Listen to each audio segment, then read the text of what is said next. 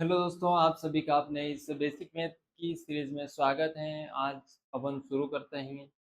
ये एलसीएम व एचसीएफ का पार्ट 2 है। कौन सा है? एलसीएम व एचसीएफ है का पार्ट नंबर 2 है। एलसीएम व एचसीएफ का मैं पार्ट की बात करूँ, पार्ट नंबर 2 है। कौन सा है? Part number 2। और इसको मैं अच्छे तरीके के माध्यम से आपको समझाने का प्रयास करूंगा, जिससे कि आपका कोई कॉन्सेप्ट, कोई डाउट होगा तो वो क्लियर हो जाएगा। इस सीरीज में मैंने बहुत बेसिक से पढ़ाना मेरा उद्देश्य है। कोई भी चीज़ को समझाना मेरा पहला कर्तव्य होता है। तो अपन शुरू करते हैं। एलसीएम तो आपको पता है, एलसीएम की फुल फॉर्म क्या होते हैं? Least common multiple. क्या होते हैं? Least common. और इसमें क्या होता है कि कभी गुणनखंड करते हैं, उससे छोटा प्राप्त होता हुआ होता है, जबकि एक एचसीएफ होता है। एचसीएफ और हाईएस्ट कॉमन फैक्टर होता है इसका फुल फॉर्म। और इसमें जो अभिनिष्ट होता है वो बड़ा वाला होता है, गुणनखंड के माध्यम से पता लगता है। तो अगर अपन बात करते थे एलसीएम निकालने की विधियां, अपन ने पहले एचसीएफ की निकालने की विधियों को भी अपन ने पढ़ा था, भाग विधि, युगलीड विभाजन विधि, तो वो तमाम चीजें थी। इसमें क्या अपवर्तीय विधि? कौन सी? अपवर्तीय विधि। कौन सी? अपवर्तीय विधि। अपवर्तीय विधि। अपवर्तीय विधि यानी मल्टीपल मेथड्स। कौन से हैं? मल्टीपल मेथड्स की बात। दो संख्याओं के अपवर्त्य निकालो, दोनों संख्या है, उसके गुणनखंड वाले वो मेथड निकाल दो। और सबसे छोटा अभयनिष्ठ होता है उसको अपन को, जैसे कि आप उसके अंदर भाग देते जाओ, दो संख्या है उसके अंदर, मतलब किस किस का भाग जा रहा वहां तक, फिर उसमें सबसे छोटे को आप छांट लो, तो वह कौन सी हो जाएगी? अपवर्त्य विधि हो जाएगी। विभाजन विधि भी होती है, यानी डिवाइजेशन मेथड के माध्यम से संख्याओं को अभाज्य संख्याओं से भाग दो। किससे देना है? अभाज्य संख्याओं से भाग दो। और सभी भाजकों का गुणनफल बराबर, सभी भाजकों का जो गुणनफल है वो बराबर एचसीएफ आता है। एचसीएम आता है, एलसीएम, एचसीएफ नहीं, एलसीएम आता है। अभाज्य गुणनखंड विधि। अभाज्य गुणनखंड विधि आप समझ गए, ऐसे ऐसे करके दोनों संख्याओं के, फिर उसमें से चाट कर जो बचे हैं उसको भी जोड़ना है, फिर उनका भी गुणा करना है। आगे चलते हैं। इसमें एलसीएम और एचसीएफ का संबंध। एलसीएम एक बहुत हो रहा है, बहुत। एलसीएम व और एचसीएफ का संबंध, यानी दोनों के मध्य का कॉम्बिनेशन की बात कर रहे हैं। महत्वपूर्ण सूत्र की मैं बात करूं, महत्वपूर्ण सूत्र की मैं बात करूं, तो एलसीएम इंटू एचसीएफ करते हैं बराबर, पहली संख्या और दूसरी संख्या का भी आपस में गुणा करते हैं, तो दोनों का जो मान है वह समान आता है। इसका मतलब क्या होता है? इसका मतलब ही तो समान या बराबर होता है। समान या बराबर से समझ, बराबर। ये बात आपको याद रखनी है कि एलसीएम और एचसीएफ को भी गुणा करते हैं, और इनको भी आपस में अगर अपन गुणा करते हैं तो सेम रिजल्ट अपन को प्राप्त होता है। कहते हैं कि इधर से भी कान पकड़ो, इधर से भी कान पकड़ो, बात तो एक ही है। तो बात तो सही है, बात तो सही है। इसी मतलब आप एलसीएम का दो संख्या है, उन दोनों संख्याओं का गुणा करो तो भी आंसर हो जाएगा, और एलसीएम निकालो और एचसीएफ निकालो, गुणा करोगे तो भी वही आएगा। ये बात मैं समझाना चाहता हूँ। उदाहरण में देखें, 12 और 18 दो संख्या है। एक ए बी संख्या होती है। ए इसमें 12 दे के रखा है, बी अपने 18 दे के रखा है। इन दोनों संख्याओं की मैं बात करूं, इसमें दे के रखा एलसीएम। एलसीएम 36 है। कितना है? 36। वह 36 कैसे है अपन दोनों देख सकते हैं। अपन देख सकते हैं कि 36 कैसे आता है एलसीएम। एलसीएम की मैं बात करूं, एलसीएम निकालना, तो आपको मैं एलसीएम निकालना बता दूं। एलसीएम किसी भी संख्याओं का निकालना हो, एलसीएम एक बार में ही कर लेना। दोनों पक्षों में 2 का भाग दोगे, और आपको पता है कि कितनी बार जाएगा, आप सभी को पता है कितनी बार जाएगा, 6 बार जाएगा इसमें 12 में, और इसमें अपने 9 बार जाएगा। फिर आगे मैं वापस भाग दूंगा 2 का, तो 3 हो जाएंगे, और ये 9 का 9 ही रहेगा। फिर वापस मैं 3 का दे दूंगा। 3 का जैसे मैं देता हूँ तो ये तो अपने 1 हो जाता है, ये 3 हो जाता है। फिर 3 का दूंगा 1, और 1 हो जाएगा। अब आपको इसको गुणा करो, 3 तिया 9, 3 तिया 9, 9 दो 18, 18 को उतार दो 36, तो कितना हो गया? 36। 36 अपना क्या हो जाएगा? 36 अपना क्या हो जाएगा? एचसीएफ। अब बात को यहाँ पर ये भी समझना है कि अपन जैसे इसका तो ये एचसीएफ तो ऐसे निकाल देंगे, एलसीएम तो अपन ऐसे निकाल देंगे। ये अपन ने क्या निकाला? एलसीएम। जब भी एचसीएफ निकालना हो ना, तो एचसीएफ को हमेशा ऐसे रखो कि बड़ी बड़ी संख्या को अंडर ले लो और छोटी को ऐसे ले लो, क्योंकि एक बार में अपन को निकालना पड़ता ना, तो क्योंकि एक बार में उसके अलग-अलग गुणनखंड करने की ज़रूरत ही नहीं। तो इसमें क्या करो, 12 का भाग 18 में दोगे, एक बार जाएगा तो कितना होगा 12, 12 वापस कितने बच जाएँगे 6, 6 का अब क्या करना है, 12 को ये भाजक है ना, इस भाजक को वापस यहाँ उतार दो और ये 6 का भाग 12 में 2, तो आपको पता है 2 बार जाता है और कितना आता है 12, और आंसर जब तक 0 नहीं आ जाए, 0 आता है जो लास्ट वाला ये जो था ना, यही अपना क्या होता है एचसीएफ होता है। क्या होता है? एचसीएफ, और इसको यूक्लिड विभाजन विधि भी कहते हैं। ये बात आपको याद रखनी है और ये देख पा रहे हैं कि आपका इसका आंसर 6 है। ठीक है? ऐसे भी आप इसको व्यक्त कर सकते हैं। एचसीएफ हमेशा एलिसियम का गुणनखंड होता है। एचसीएफ हमेशा एलिसियम का क्या होता है? गुणनखंड होता है। ये भी बात लाइनें टू लाइनें देखी रखी होती है, तो उसमें भी यह याद रखना है कि एचसीएफ हमेशा एलिसियम का गुणनखंड होता है। आगे बात करते हैं, एचसीएफ हमेशा संख्याओं से, एचसीएफ जो हमेशा होता है संख्याओं से छोटा या बराबर होता है। ये संख्या है, बात को समझिए, ये संख्याएं थी। एचसीएफ देखो इनसे छोटा है नहीं, बिल्कुल छोटा है। इनके बराबर तो हो सकता है, या 12 के बराबर तो हो सकता है, लेकिन इनसे छोटा तो है ना, बिल्कुल ये लाइन इसका मतलब सही है, इनसे छोटा होगा। ठीक है? लेकिन एलिसियम को देखो इनसे भी बड़ा है। यही मैं बात आपको समझाना चाहता हूँ। आगे चलते हैं। हल किए गए उदाहरण क्या है? हल किए गए एचसीएफ और एलिसियम निकालो। एलिसियम तो आपको ऐसे निकालना है, एलिसियम निकाल दो कैसे? 36 24 और 36, 2 का भाग दे दो, 12 बार चला जाएगा और इसमें 18 हो जाएगा, 18 दूनी 36, 2 का इसमें दिया 6 बार और इसमें 9 बार, और वापस 2 का दिया 3 हो जाएंगे, ये 9 हो जाएंगे, 3 का दिया 1 और 3 और 3 का 1 1 हो जाएगा। यानी कहने का मतलब इसका भी कहीं न कहीं आंसर कहाँ जाएगा? देखो 3 तिया 9, 9 दू 18, 18 गुणा 36, 36 दू 72, 72 इसका क्या हो जाएगा? 72 इसका क्या हो जाएगा? 72 इसका, ये देखिए 72 इसका क्या हो जाएगा? 72 इसका एलसीएम हो जाएगा। क्या हो जाएगा? एलसीएम हो जाएगा। आप जैसा कि देख पा रहे हैं। और ये क्या लिखा है? ये देखो 2 है ना, 2 कितनी बार है? 1 2 3, यानी ये 3 घात लिख दी। यहाँ 3 है, 1 2, यानी 2 बार 3 है। अब बात करो एचसीएफ की बात करें, तो आप क्या करना है, 36 है, इन्हें 36 के अंदर 24 का भाग देंगे। आपको पता है 24 एकम 24 दो 48 होता है, यानी एक बार जाएगा, फिर 24 को माइनस कर दिया। 36 में से जैसे 24 को माइनस, 6 में से 4 गए, आपको पता 2 होते हैं, और 3 में से 2 जाते हैं तो 1 बचता है। ये जैसे ऐसे बचता है, और इस भाजक को, ये शेषफल है, तो इस भाजक को अपन यहाँ ऐड कर देते हैं, और 12 का भाग इसमें आपको पता है 2 बार जाता है, कितना हो जाएगा? 24 हो जाएगा। और आपको पता है 24 में से 24 जाता है, इसका मतलब 0 आता है। 0 जहाँ आता है इसका मतलब वह एचसीएफ हो जाता है, एचसीएफ हो जाता है, और अपना एचसीएफ 12 आ गया, तो एचसीएफ ये 12 आ गया, बिल्कुल। और दोनों संख्याओं से छोटा होता है या बराबर हो सकता है, ये बात अपने स्पष्ट रूप से आपके समझ में आ चुकी होगी। आगे अपन चलते हैं, बहुत अच्छे-अच्छे सवाल भी होंगे। 2 संख्याओं का एलसीएम, 2 संख्याएँ होती हैं, 2 संख्याओं का एलसीएम व एचसीएफ 6 है, ठीक है? एचसीएफ है, तो एक दूसरी संख्या क्या होगी? तो आपको पता है एलसीएम इंटू एचसीएफ होता है। एचसीएफ फिर बराबर में होता है, बराबर मैंने बताया था, वहाँ समान भी होता है, समान, या उसको कहो अपन बराबर भी कह सकते हैं, बराबर का हक भी दे सकते हैं। फिर आपको क्या करना है कि पहली संख्या, यानी ए की जो अपनी बात हुई है, ए अपने 12 हैं, और दूसरी संख्या बी है, जो बी है वो दूसरी संख्या है। अब इसको कैसे ज्ञात करेंगे? एलसीएम की मैं बात करूं तो अपना 60 है, और एचसीएफ की बात करूं तो मैं 6 है, बराबर 12 हो जाएगा, और बी का भी। अब बात को ये समझना, ये एलसीएम का मान एलसीएम की जगह अपन ने पेस्ट कर दिया, और एचसीएफ का मान 6 है, तो एचसीएफ की जगह इसको पेस्ट कर दिया।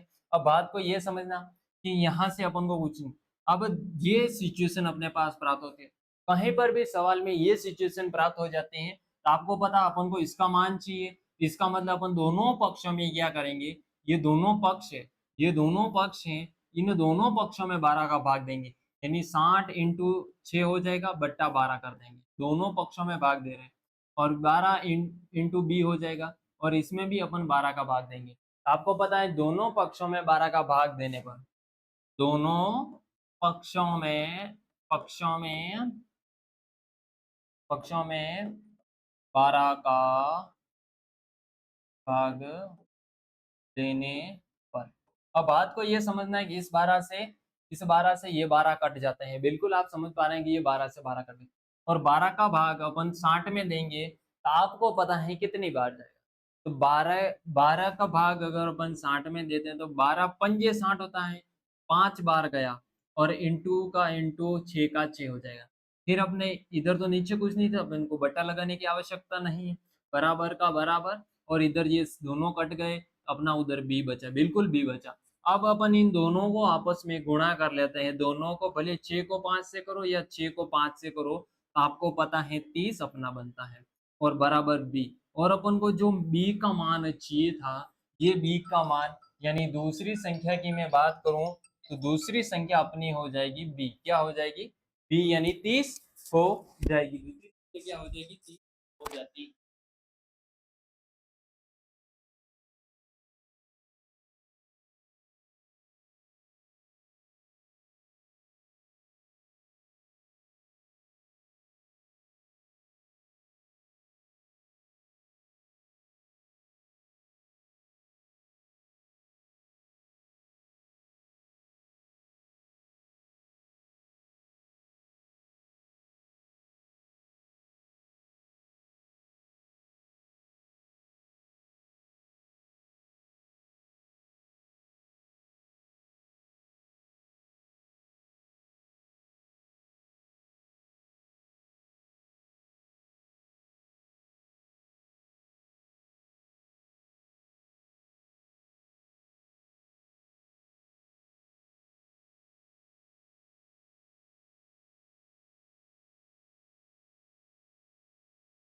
हम्म।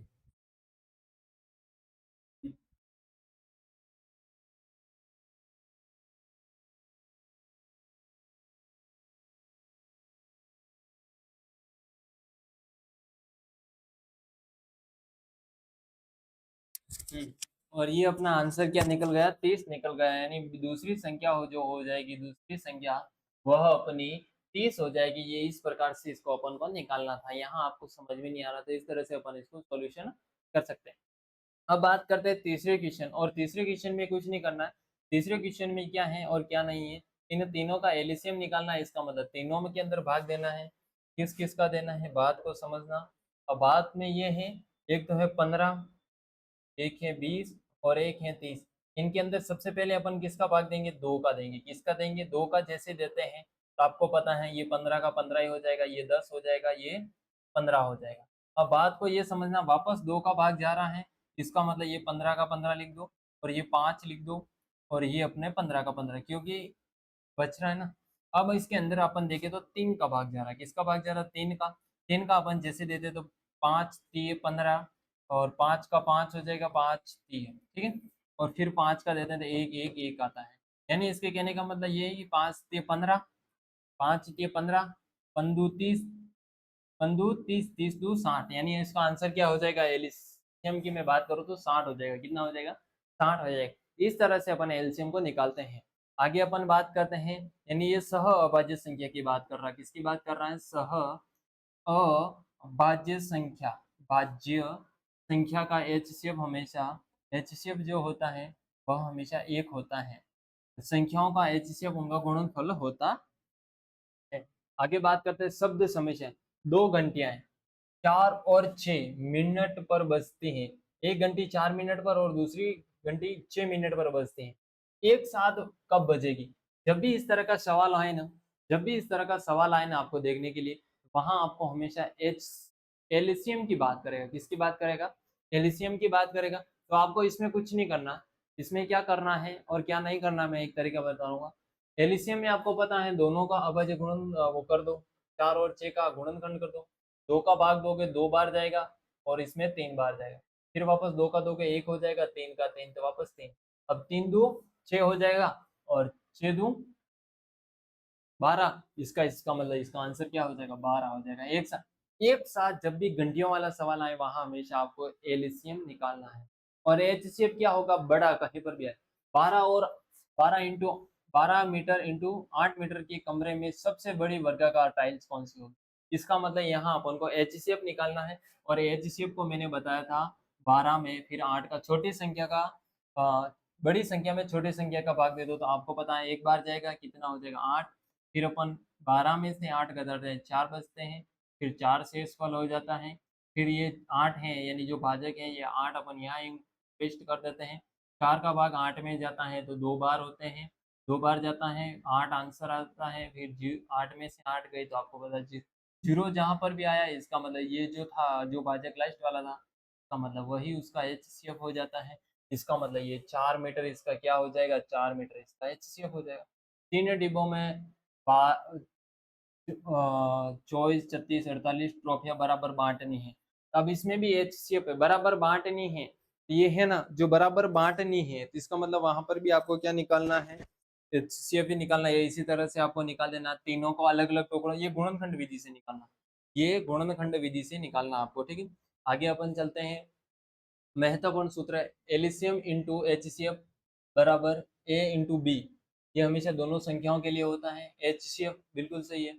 बराबर अगर ये समान या बराबर को दर्शाता है, समान या बराबर को दर्शाता है।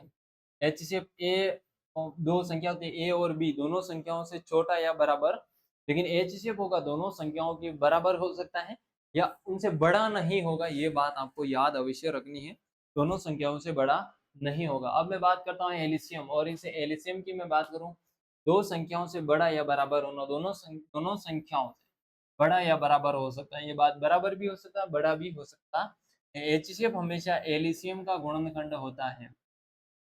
सहअभाज्य संख्याओं का HCF हमेशा एक होता है, बिल्कुल सही है। का एलिसियम उनका गुणनखंड होता है, बिल्कुल तीनों संख्याओं के लिए एलिसियम इंटू HCF ABC ऐसे निकाला जाता है। बिल्कुल आगे चलते हैं।